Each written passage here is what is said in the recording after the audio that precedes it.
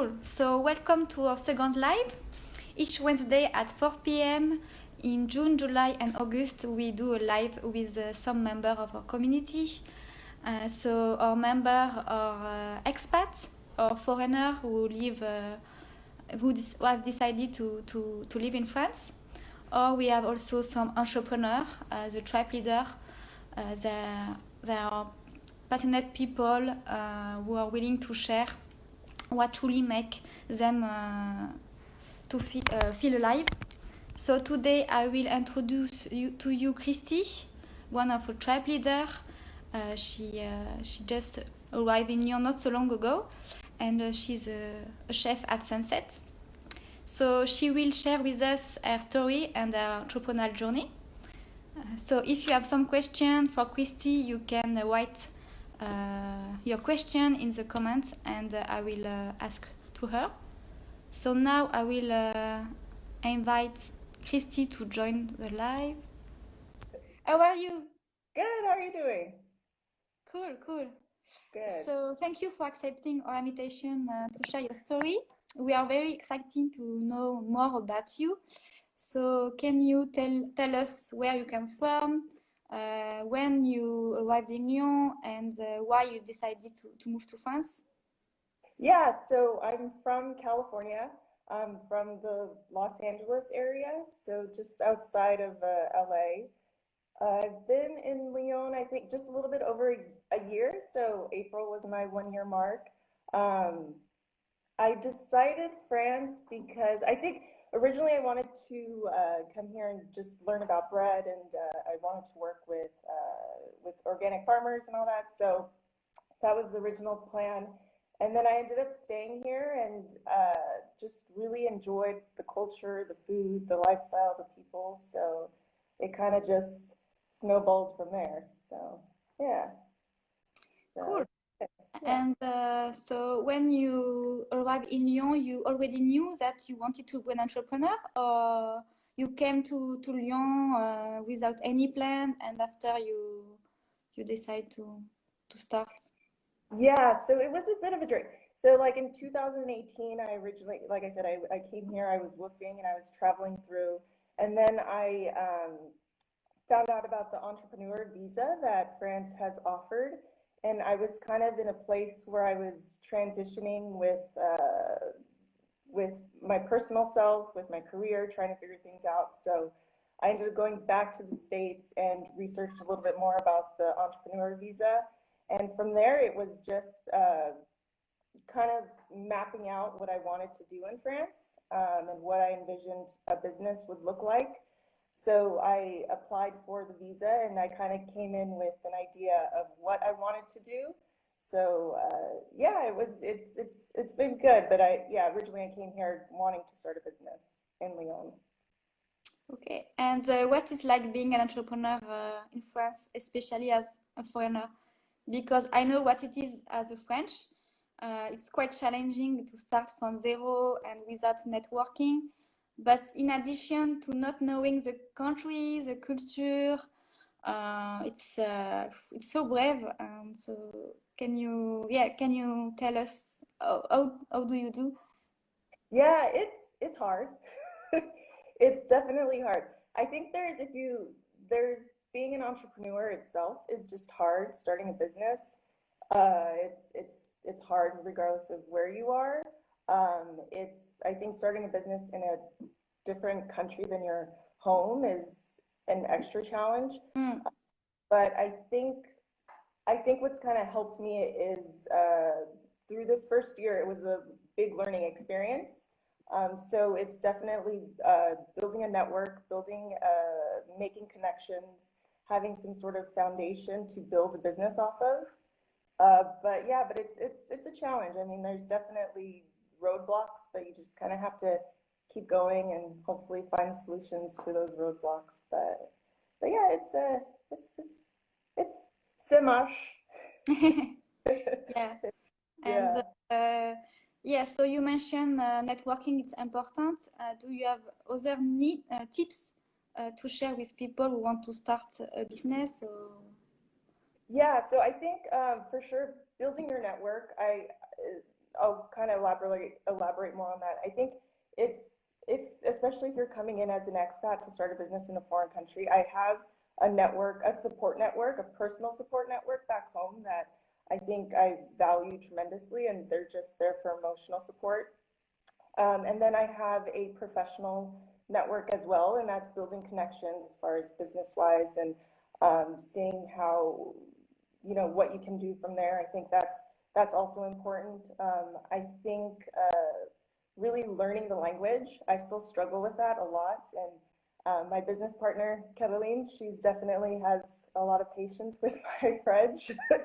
So she definitely helps me out a lot. But learning the language is a key important thing. And I think also is knowing the city, just really understanding where you want to start your business, knowing the culture, knowing the people. Once you have an understanding of where you want to start your business, you can kind of start to see what's missing, who your clients are going to be, who your customers are going to be, and that can kind of help you build something from there. And you can kind of, just see what's missing in the market and create something from there. Yeah, So in fact, knowing the markets, it's the first step before starting a business, is to understand the market and meet yeah, people, ask questions, and also to meet your future customers, what exactly. they want, what they need, and after you can adapt. But yes, Yeah, exactly. Yeah, do market research. mm, It's huge, yeah, it's huge word. yeah. Yeah. So yeah. And so now you are a chef at Sunset. Yeah. Can you tell us more about the concept of Sunset? What do you do? Yeah. We're actually at Cafe Somos right now.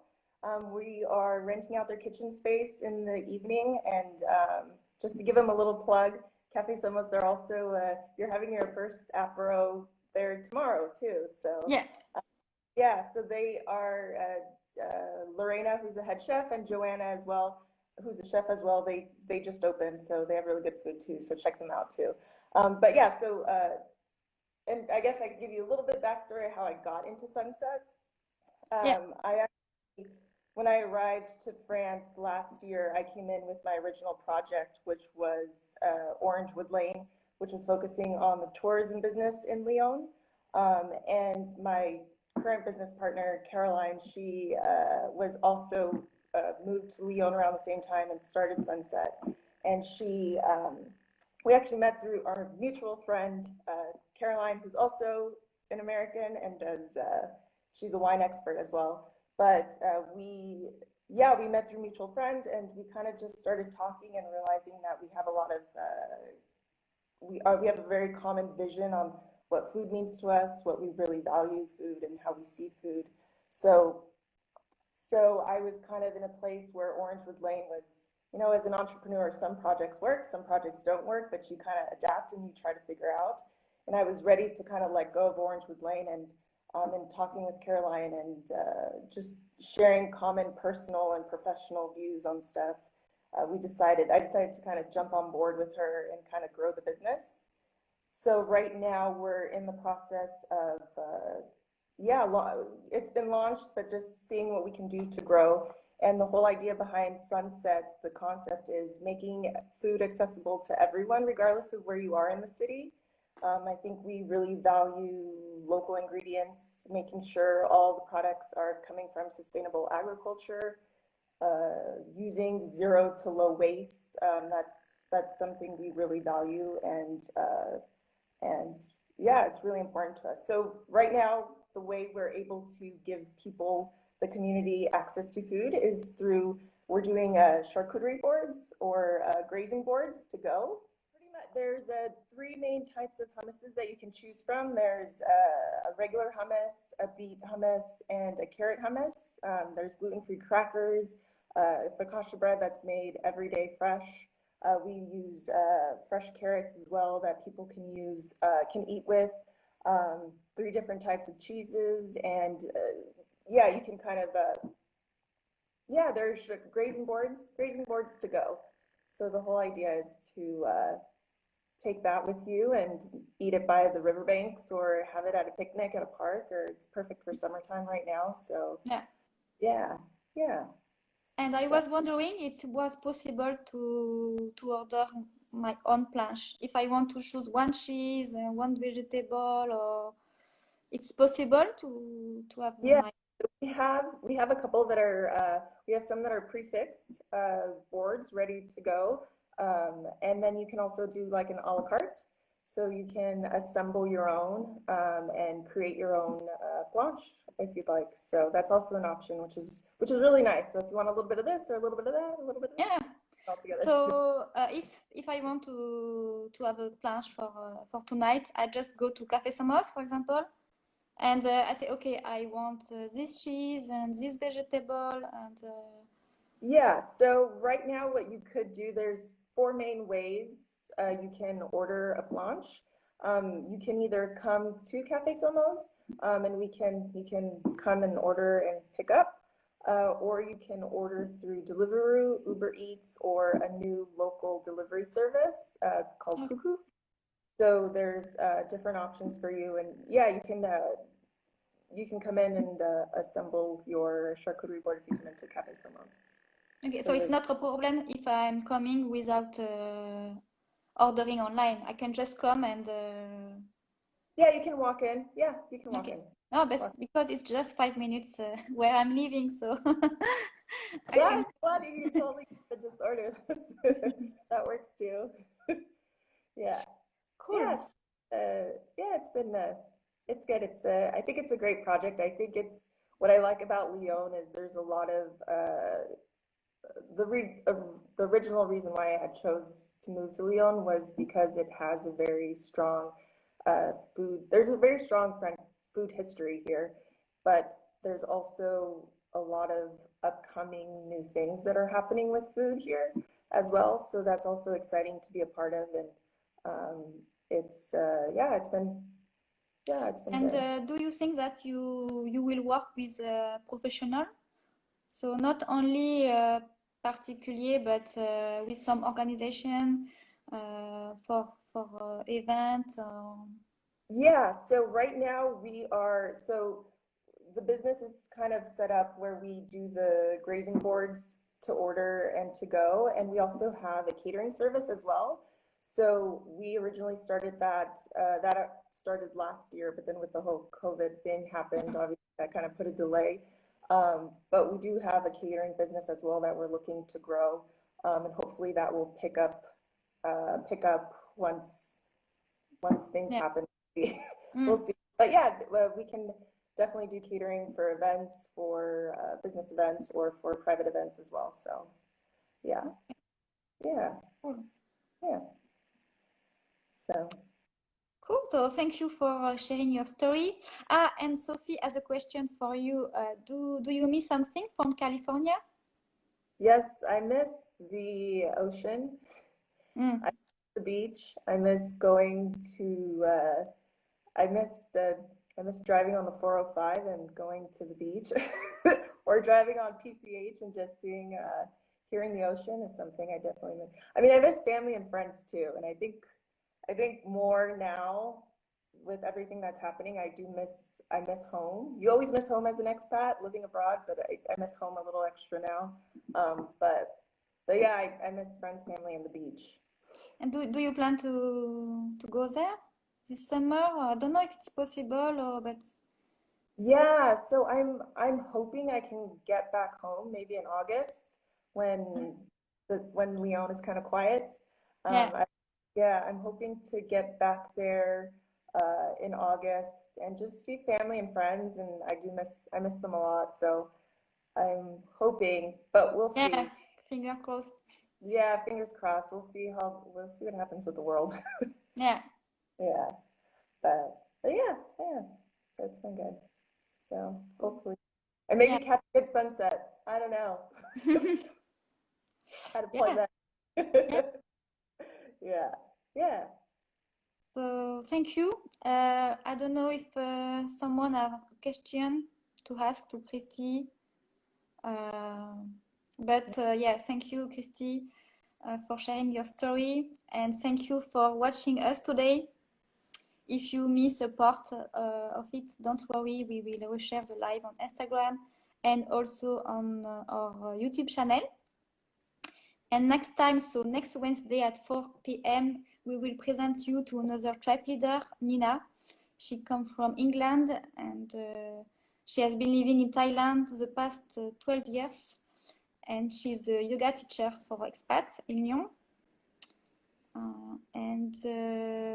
Also, if you have no idea about what is a Sojourn, what we do, who we are, you can visit our website, sojourn.fr, and you can also join our Facebook group. We have a group on Facebook, and you can connect with a member like Christy, but other member, we have 1,500 people in the community, so it's quite a lot, because in Lyon, yes, we are based only in Lyon for now, and of course we want to develop in other cities. But And I will say it's just to give you guys kudos, like one of the first, when I was researching because I was debating between here and Bordeaux, and I was like, okay, let me check out what the expat community is like in Lyon, and your group is like the first thing that came up. Yes? Yeah. I didn't know that. Oh. Yeah, I was when I was figuring out what to do with my life on my sister's couch in Washington, D.C. No, but I was looking, and your organization was the first thing that came up, and it seemed pretty. I was like, okay, there's at least some group that I could be a part of that. Yes, like network and. Yeah, exactly. So I think it's been really great, and I've met a lot of people through Sojourn, and it's helped me tremendously. So yeah, so it's been good. Yeah. Because Bordeaux is a nice city also. It's near to the beach, but I'm not sure that there are a lot of foreigners and. I love Bordeaux. It's a really nice city too, but Lyon just seems right. Plus it's food, and I'm in food, so. Yeah, of course. Yeah. Now that you did a good choice. Yeah.